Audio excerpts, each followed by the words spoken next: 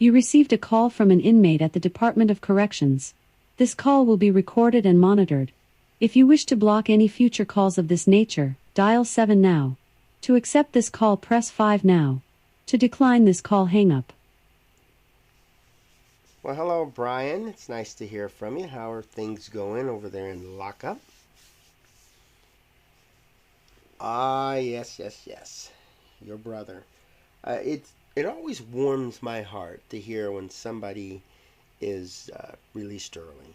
And he did everything he was supposed to do. He really grew while he was in there, took advantage of all the resources. We're very proud of him. And it looks like your father took him in, and your sister's taking care of him. So he's got good support right there, and of course the rest of us. So we're definitely giving him some great supportive relationships, and that's always a good step in getting your feet back on the ground. And hopefully his wife will come around and find it in her heart to forgive him, because of course forgiveness is for us, not for the people that wronged us. And if she wants to heal, that's definitely a good step in the right direction. Well, that is definitely a good sign. If she's calling you on a regular basis. Now, is it something that do you talk about your brother, or is this general conversation? Yeah, you have to ease your way in on something like that. Well, the main thing here is that you're trying, that he's not alone, and that's a good thing. I like to ask some icebreaker questions to my fiance, and she gives me answers that just, for her age, just blows me away. And I'm really glad that she's thinking that way now. And we all know that before the people go into prison, their personality, their beliefs are one thing, and then they get in there and things change, and then they get out. They'll either go back to the original or they'll modify them a little bit. But in a lot of cases, they just get worse. And we want to try to cut back on people going in with one mindset and then coming out with a completely terrible,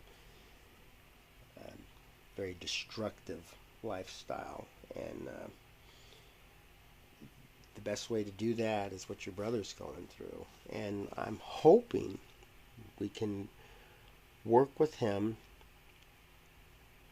to help other folks, and maybe that'll give them a little sense of empowerment. How can you not feel good about helping others, especially get out of a situation that you got into? My fiance, she said that we met because of a mistake that she made. And I usually don't meet a lot of women who haven't been incarcerated. I'll talk to them, hang out with them, but it's not really something that develops into a friendship. But it's like the first prerequisite to getting into a relationship with me is to go out and make a mistake. And I like how my fiance put that into a positive spin. And sometimes prison and the crimes related to it is a call for help. It could very well be that your brother just needed some help with his addiction. And you have 60 seconds remaining. I do agree with that. The addiction is a whole different matter to deal with. And there's some really good resources out here. And I think that's what your family's primary goal is right now, is to concentrate on the addiction. Well, I'm glad you did call, and if I hear anything new on your brother, I'll let you know. But I'm glad you're in contact with your sister. You have 30 seconds remaining. That keeps you up to date, and it should help her a little bit too. I mean, it's really not a losing thing. Uh, well, just as long as it doesn't turn into one of those bad situations. So just remember she's married to your brother. Well, okay. You take care, and once again, thanks for the call, and stay strong. Thank you for using Inmate Call. Goodbye. Hello, welcome to AQS Inmate Call, and I'm your host Joel Wilborn. And in this episode, I will be discussing early release and prison sentences that are just too long. And what brought this on is I was having a conversation with Marianne Atkins, and she's the young lady that has a few stories that she's shared with us that you can find on my YouTube channel just by doing a search for Marianne Atkins. Uh, we were having a discussion about a person who's just going to prison, and it's Cynthia Metsker. And Cynthia killed a man, she murdered him, and she received a 12-year sentence. And Cynthia's in her mid 20s, and that's a pretty long sentence, but you have to consider that's a violent crime. And she went to trial, and there was a lot of things brought up, and she had some defenses and stuff, and it was just your typical thing. But 12 years for murder, that that's pretty good, considering people can get a lot longer than that, like twice as much. But what got me interested in this is when Marianne was saying that this woman committed murder and gets 12 years. We have another woman that was in there. She got 11 years for killing an infant. And Marianne's saying that I get 19 years. I was convicted, or I committed the crime at 16, convicted at 19, and I get 19 years. Now, over the last decade, the state of Washington, a lot of their sentences have been reduced. It's not as bad as it used to be. I look at it like this, if you're a child and you steal a cookie from the cookie jar and your parents punish you for life, that's kind of a harsh punishment. And a lot of times simply getting caught is enough to feel remorse and not want to do it again.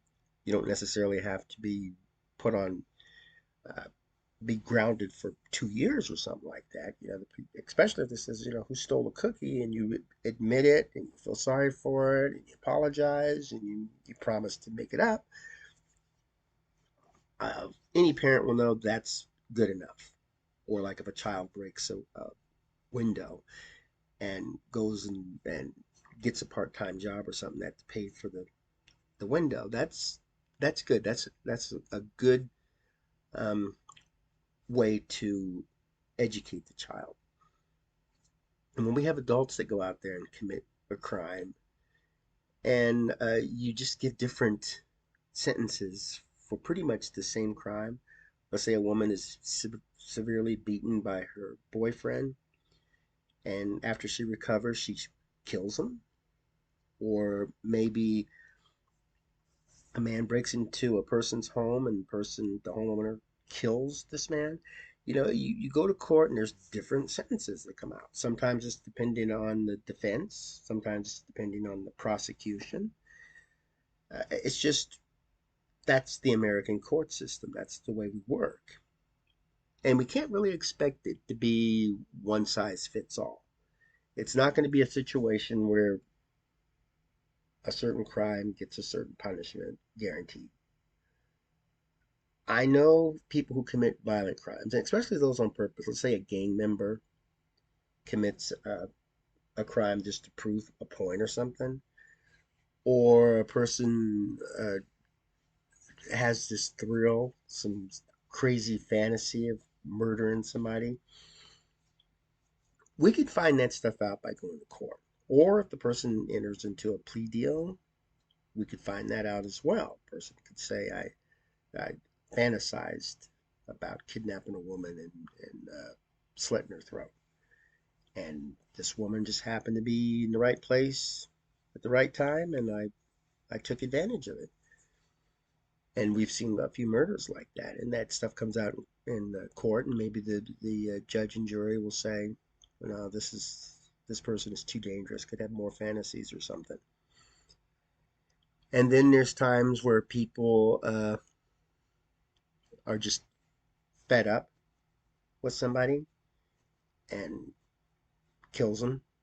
They could be physically, mentally abused, or it just could be that they're looking for to make a point or something. You know, like when those racially motivated. There's a lot of times people from the LGBTQ plus community, they get murdered because people are just against them, and there's no reason for a murder like that. There's no reason for any murders, but going to court, you can figure that out, and then the people could justify uh, looking up a good sentence for them. And I see it like this: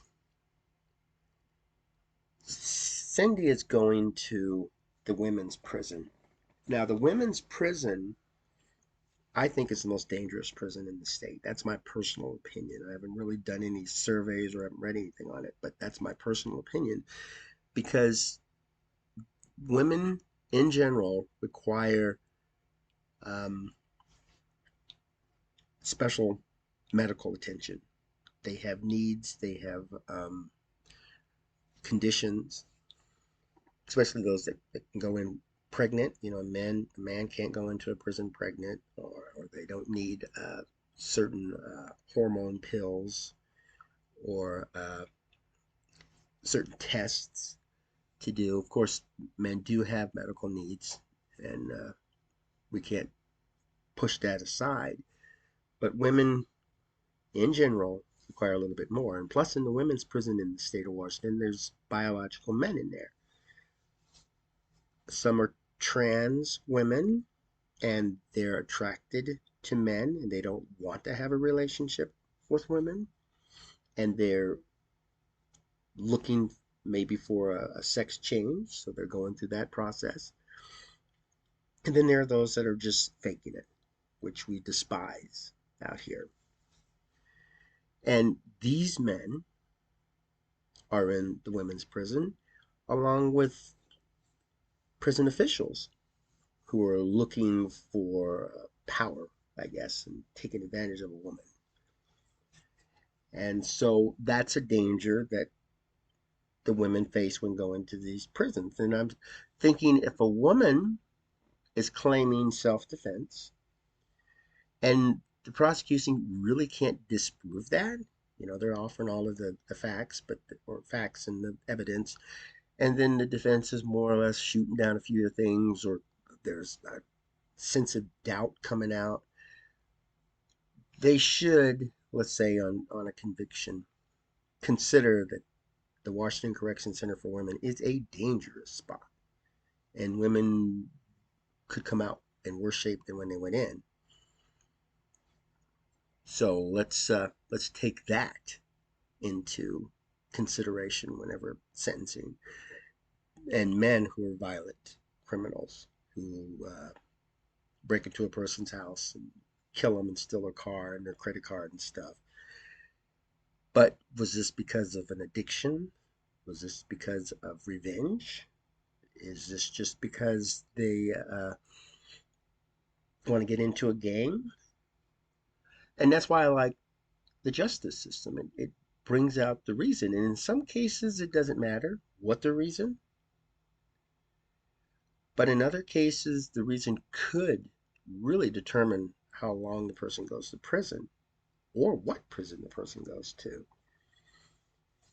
People that are just violent, let's say somebody comes into the United States, and this is not one of those illegal aliens. This person comes in the proper way and gets citizenship, but was back in their home country. They're just against the United States, and then they're just kind of feeling that. Maybe it's tough to get a job, or they get laid off or fired, and then that kind of that little hidden hatred for the states comes out. Something they weren't expecting to come out, but it comes out. And they just want to go kill Americans. Now, this is, of course, made up, but if that happens and we get that person arrested and go to trial, you kind of think, well, what was your upbringing? What prompted this? Are you a person that if you get out, you're just going to do it again? You just can't get away from that. And then the gang members that just, I mean, there's some that got tattoos of hash marks because they're killing people and they just want a good record of it. I know I've talked to people that would maybe a man rapes a loved one, and the family members go after this man, murder him, and then the body is disposed of, and everybody clams up. When there's an investigation, nobody saw anything, nobody heard anything, nobody even wants to talk. Police officers may know that and just say, this person was a bad person. If we find a murderer, fine, but we're not going to put this on our priority list. It's very tough to fight because nobody wants to give us information. Nobody wants to cooperate. Cases like that, murderer goes free, and you kind of think back, okay, we know what the murderer or murderers were planning and doing, and we know that the community is supporting them, and with locking them up, what's that going to do? What's the community going to say about that? So you look into all those considerations, and now the state of Washington is beginning to do that, and I'm happy because as a prison reformist, I don't want people locked away in a very bad prison so they can get hurt. My ex fiance Paula Gardner, she didn't commit a violent crime. She goes to prison and she comes out with terminal cancer, and there's not a lot we can do for her. You're throwing money at her and resources and amenities and benefits. It's not going to help her. But the next person, you know, Cindy's going to prison now, or she's in the prison. She's newly introduced. What can we do about her? How can we help her? Is she going to come out in worse shape than she went in? I think so. But I've been talking to some of the people, keep an eye out for her, help her out. I'm reaching out to her as well, and some of her friends are. They're putting on Facebook, write her a letter, show her that you support her. I don't support murder, never have, never will. But I really can't criticize people if I don't do anything to help prevent it. And I may live a full life and on my deathbed never know how many people my efforts help. I could have prevented 16 murders, 32 suicides, or turned would-be criminals into productive citizens. I could have done that with my actions, but I would never know that. And that's not something we can broadcast because we don't know. It's like throwing a rock in the dark. And so I like the fact that there's this unknown out there.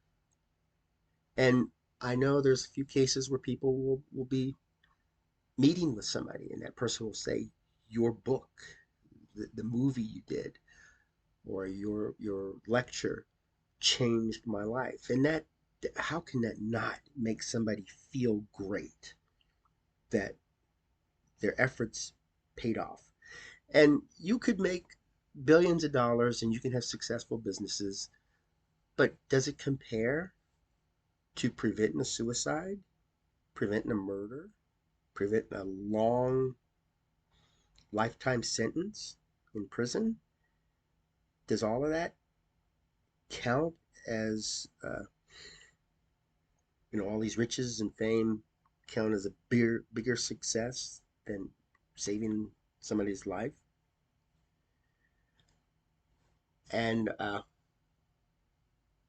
so don't don't give up. The only way to fail is to give up. As long as you're trying, as long as you're talking to folks, listening, sharing information. I know at my church, there's people who were former addicts. And when I bring somebody in who was an addict or is an addict, they're willing to talk to them and say, this is what I went through. And that's helpful to that person because I can't give that kind of information. I've never been an addict. I know my fiance, she got 11 years. She was high when she committed her crime. And she told me, when I get high, I'm I'm a terrible person. And she committed this crime. And she got 11 years. You'll compare that to 12 years for a murderer. So that, to me, is a little harsh, especially since she pled guilty. And you're punishing an addict. But again, she's willing to work. I mean, she's done most of her time and she'll be getting out soon. So there's really no reason to be considering that too much. But the best way she could get back at them for giving her such a long sentence is to be successful, to get out, never go back, and help others to get out and never go back or never go there in the first place. So hopefully, when you're reading the newspaper or watching news or talking to your associates, friends, family, and the subject comes up about people being in prison, you'll know that there's folks in there that's committed a minor crime and they got a major sentence. And those that committed major crimes got a minor sentence. And how would that discourage people that are violent and they get out of prison and then in 2 years they commit another violent crime and go to court and the person says, well, we're going to give you probation? That's not very discouraging for them. For some folks, it would be. For me, probably for you, it would be discouraging to say that we're going to, if you come back again, we're going to lock you up for the rest of your life. That could be discouraging. But for them, it's like, your talk is cheap. So let's look out for people like that. Let's look to our loved ones about signs of suicide, signs of depression, sadness, uh, maybe addictions or criminal activity. No need to be nosy, no need to poke and prod in their private affairs. But if you just kind of notice something like that, if you're reading about it, hearing about it,